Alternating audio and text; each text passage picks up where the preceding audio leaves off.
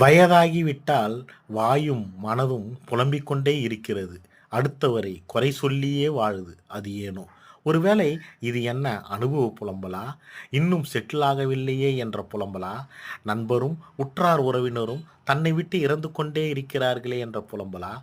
ஒருவேளை தனிமையின் புலம்பலா? தன் பேச்சை யாரும் கேட்கவில்லை என்ற புலம்பலா?